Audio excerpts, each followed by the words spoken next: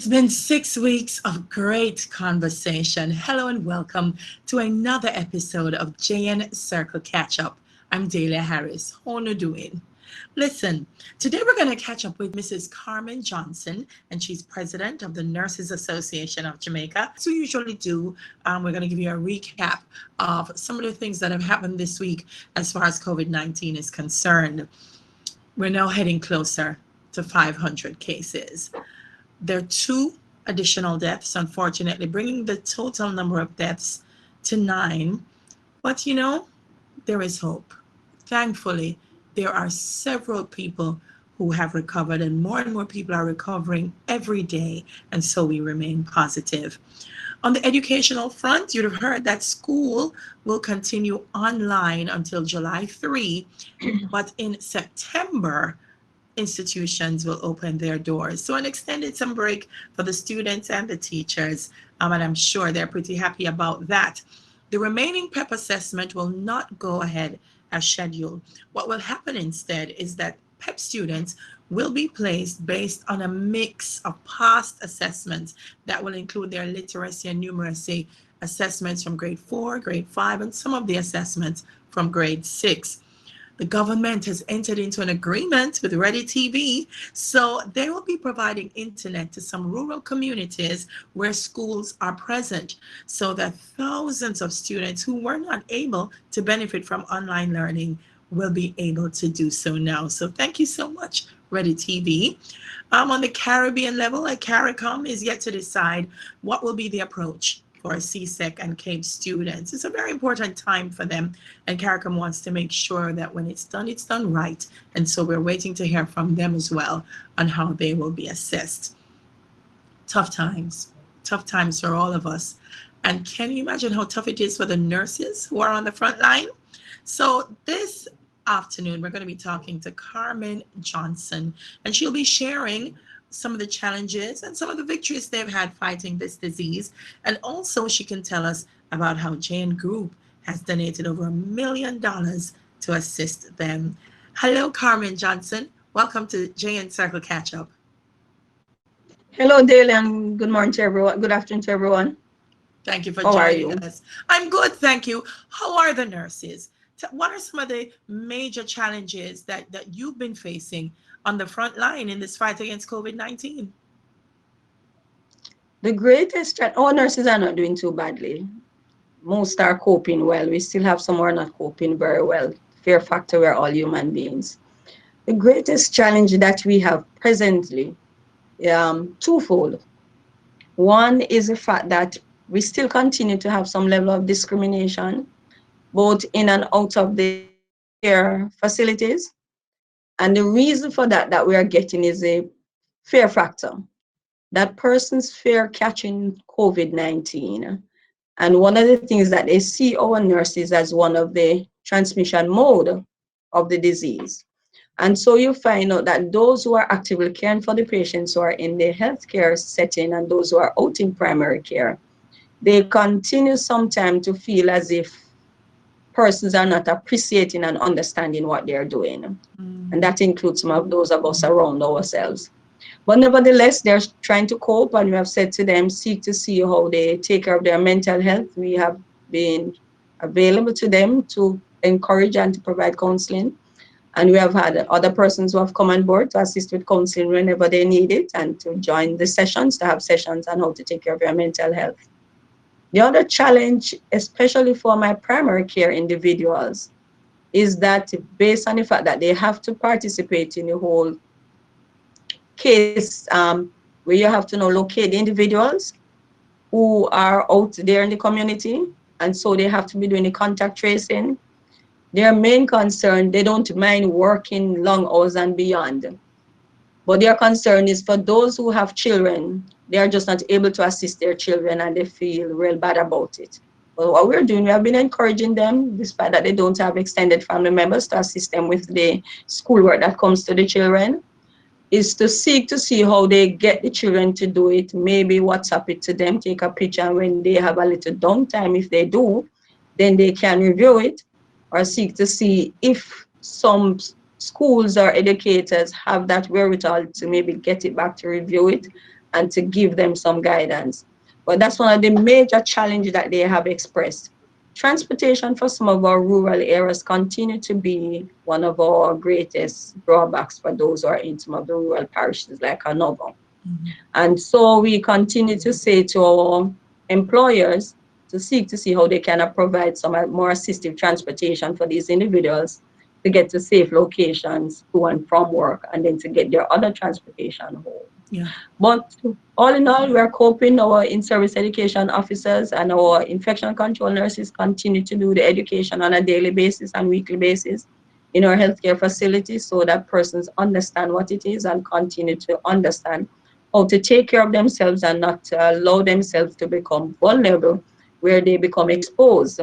With the hope, though, we are hoping that all patients will truthfully speak to their contacts and their possible risk of exposure, so at least those who are caring for them will not be overly exposed. Again, it requires that we'll have to change how we normally operate. Because generally, when we get patient into our accident and emergency department or casualty, you find out that we'll come together to see how we treat with and care for this patient. And so you may have more than 2 or 3 persons attending to this patient at any given point in time. You may have a motor vehicle accident, and in an effort to save lives, you have maybe the whole team members, all the members from the team who are there trying to do everything to get this patient to recover. And what it does say to us, COVID is saying, is that we'll have to relook at how we are doing this. How many persons can we afford to expose, not knowing whether or not they are positive? And so you will now have to look at who are the main person for each case that will step forward and do the real hands-on, while the others may stand back and do the documentation, provide the other level of support in providing the things that they need, in order to ensure that we don't have too many persons out on quarantine or too many persons who are affected, so that we can continue to maintain the healthcare delivery system. Yeah. You mentioned transportation, nurse, and I want to clarify, are we finding that the public transport people are now no longer refusing nurses or are afraid to carry our nurses? Have we overcome that type of stigma and discrimination? To the greater extent, we have overcome that, thank God. But what you find, because of the curfew and our work hours, coming off maybe at 10 p.m. and for some areas where it's more difficult, we have moved from an 8-hour shift, so we have a 12-hour shift. And so coming off at 7 p.m. or going on at 7 p.m., it means that those who are coming off at 7 p.m. would be on the road between some minutes into 8 o'clock or beyond. And so the challenge, because persons have to be off the road, and in some areas, they don't have taxi drivers or bus drivers who live in those areas where they can contract them or have that kind of arrangement with them to pick them up. Then they are on the road much longer in the nights waiting to find something to go. Yeah. Those are some of the challenges as far as their work is concerned. What about economic Right. challenges? I think everyone is feeling the crunch. How are nurses? As you rightfully said, everyone is feeling the crunch. Maybe you're not aware, but our salary, we have been saying that throughout our whole negotiations and after, is that many of our nurses are not being able to, they're not being provided. We are not being provided with what we refer to as a livable wage. And so you find out that we will have student loan, or we have our other loans and our overhead costs or recurrent expenditures to address and to take care of per month. And so that has always been a challenge. One of the things, and we can't blame the system because it has to operate, that normally happens is that overtime would become a part of your normal work time, and that becomes a part of your budget. But based on the fact that we have now scaled down the regular activities in an effort to have spaces provided for if and when we should have a surge in the number of patients who require in hospital care, that demand for the number of nurses to be available to provide care to those patients who have their regular illnesses isn't there. And so you'll find that you have some nurses who complain that their demands now having to pay more for transportation because of the limited transportation in some areas, having had the children at home now for much longer, and so you have to give them more to eat, they tend to drink more and do all of that. It now reduce their financial ability to cope, and so they do have that kind of challenge. But nevertheless, we continue to say to them, see what you can do. Maybe it's a time for us to really look at our budget and to really look at how we operate, because we too are are going to be affected. It's a national crisis, a world crisis, and it's an economic challenge. And so I know it's going to affect us. But then we have to relook at it, and where we can provide that support, we see how we get that support for them. Yeah. I know in terms of training, we train some of the best nurses in the world. Our training institutions for nurses is on par. What has training been like for them in terms of identifying patients who may come in and display symptoms, whether or not those symptoms are COVID-19 or are they just fever? How have the nurses been brought up to speed on identifying COVID-19 patients? Well, as you're aware, we understand the signs and symptoms of COVID. And like in our general practice, we have always been used to when we have any outbreak or we have any condition, we know what the cardinal signs and symptoms that we should look for. And so we are fully aware as to what those of COVID are. The challenge is that some patient does not depict the regular signs and symptoms that all of us expect to find. And so you'll find that they come in with something else that doesn't really relate to COVID. And day by day, new signs and symptoms are coming up to say persons with COVID are depicting this. So this should be one of those that you include on your list to ask about. And so what we have been saying to our colleagues during their education session is to educate them that every patient who comes in asks these questions. Because though I may come in with an abdominal pain, I may not be having the diarrhea, but it may be a build-up to that diarrhea effect that COVID does produce. So ask all of the questions as it relates to COVID. So at least you can start ruling out from early whether or not this is a possible or potential case of COVID or possible risk of exposure to a patient who may turn up to be positive. Yes. To all the people that are tuned in to this live, who, by the way, we encourage to be a part of the conversation. Even though we're recording this aspect, we want them to comment, ask questions, because our experts will be there to respond. So please be a part of the conversation. I want you to tell us, Nurse Johnson, what do you require of us as Jamaicans? What can we do to help the nurses in this fight against COVID-19? Our greatest fear is that we do not want our numbers to surge, where we have too many persons coming into into the hospitals, where it pushes us to that point where we can't adequately care for individuals, and where now we have to be making that judgment call as to who to treat with first, who to treat with next. And so what we want to say to the populace, I don't think many of us are taking it seriously, because to them 9 deaths are just 9 deaths, but what they're not understanding that these 9 deaths are individuals and loved ones of a family. And so it hits home real hard to them. They may have been the breadwinner, the one who stays with the children at home so the others could go out and work. And also that these 9 deaths are not deaths that we were expecting from persons pre-morbid conditions. These deaths come about because of the condition. And so we can't wait until when our numbers surge and our deaths start increasing, as what we're seeing on our television screens or hearing on our radios. And so persons need to really start doing their part, practice proper hand hygiene, proper stir hygiene, but more so, stay home if you don't have to come out. And what we're finding out that some of those who are not in the quarantine or isolation facilities, who they are allowed to stay at home to be isolated or quarantined, they must be truthful to themselves. They must also be truthful and responsible to their community and stay within their sphere, practice proper hygiene, protect their own family and protect their community. And if all of us seek to put that at the forefront of our minds, that we want to protect our family and protect our community, Jamaica on a whole will be protected. And so as individual persons, we must start playing our part. Yes, we wear the mask. You see persons with masks, but they have it in the wrong places. So it really negates the reason for wearing it. So where you get the virus is mostly through your respiratory system, and that's through your nostril. You may not be speaking, so you may not inhale it through your mouth. You may not get it through your mouth, but your nostril must be covered at all times. The mask must be over it. And what we want to say also, we don't want to have that false panacea that everybody is in a cloth mask. And so we are wearing the cloth mask, but not understanding that the cloth does not protect you to a greater degree. The level of protection for virus is really low, maybe 45% to 50%. And so what we want is for them to ensure that the thread count must be 200 thread counts or more, with at least 3 or 4 layers, and they seek to see what type of material they can put into that cloth to provide filter, as a filter, prevent the virus from communicating with them. But wearing the mask simply means that we are protecting others from us if we should have had the virus and don't know, as well as protecting ourselves from inhaling the virus if it should come to us, if persons come to us. So we have to be truthful to ourselves, and we have to ensure that we are protecting ourselves, self-love ourselves. And if we love ourselves, it means we are going to protect ourselves, and we are going to do all that we can to protect ourselves. And in doing that, we'll be protecting everybody else. So stay home if you don't have to come out.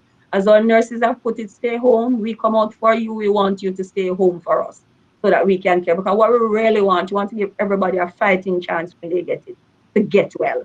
So we don't want the numbers to come in. Our bed capacity is what it is, though they have been trying to put in additional bed. But with COVID, you can have them too close. So now reduces the number that you could hold in any single space. So we have to space out more. Again, our numbers of nurses and medical personnel are not going to increase. They are the numbers that we have, because though we have persons in training, training now is on pause, waiting to see how it is sorted out for them to get their practical experience. So our numbers are our numbers. When we can take care of 10, we won't be able to take care of 30. And so we want each one of us to ensure we're doing what we ought to do. Wonderful. I know corporate has been chipping in. JN has generously donated. Tell me what how is that going to help you? And what how effective will that make the nurses' response to COVID-19? One of our concern is that our greatest concern is that we don't want to have our members being overly exposed to COVID.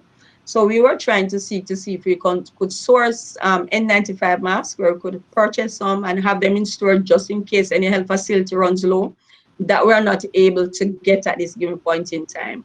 And so as an officer and executive, what we have agreed to do with the 1.5 that we are getting from JN, thanks to JN, they have always said that they are there for us, and they are people, they put people first, which they have done. And we really enjoy the partnership that we have with them and the support that they are providing. And so what we have agreed to do with that money is that we're going to seek to see how we source some cloth masks for all of our nurses. And we want to ensure that we have the pockets with the filter in it so they can always change the filter. Because what we want to ensure is that while they're on the streets, they have their own mask to protect them. And that will negate us having to ask our employers to provide us with a mask or two to take home so we can, while we are commuting to work. So it will reduce the numbers that we would have had to get and leave them in the healthcare facilities so that we can have them there to really care for the patients who come in as positive. And so that's what we plan to do with it. All right, Nurse Johnson, let me tell you, Jamaica loves nurses. We are behind you. We are Yes. grateful for the sacrifices that the nurses continue to make. And I want you to know, even though you're on the front line, we are right behind supporting you. Thank you so much for speaking with us. All right, Thank you for Carmen. having us. And we thanks to Jamaica for that support, because the moral support tends to propel us to do more and to ensure that we are standing firm. There you have it. Nurse Carmen Johnson, president of the Nurses Association of Jamaica, speaking to us about some of the challenges, but some of the victories that they've had on the front line in this fight against COVID-19. And that brings us to the end of our JN Circle catch up for another week. Thank you so much for joining us. We had fun talking to Carmen Johnson from the Nurses Association of Jamaica. And please remember, whatever you can do to assist our nurses in this fight, please support them, including Tanya Yard. Next week, we're going to be talking to members of the JN Circle about how they've been helping their communities and another organization which has benefited from the Member Welfare Fund. Please stay tuned to this page and be sure to follow our other JN pages on social media. We have lots of exciting things for you to do while you're tanning your yard. And if you follow the pages, you'll find out exactly what I'm talking about. There are some wise, aspiring youth at JN, and they're going to host a chat series on Instagram. So go follow at JN Way right now. That's at JNWAY. Go right now. And remember, if you need help at this time, whatever it is, if it's your mortgage, if it's a personal loan, credit card payment, business loan, it's your life insurance, you can visit the JN Group website. They are going to help you. This is the website address: www.jngroup.com/COVID-19 help. www.jngroup.com/COVID-19 help. And you can get all the information on how JN is supporting you. Always a pleasure catching up with you guys. It was wonderful to speak to you again. Please stay safe now and follow the orders for COVID-19. See you again next week for another JN Circle catch up. Take care.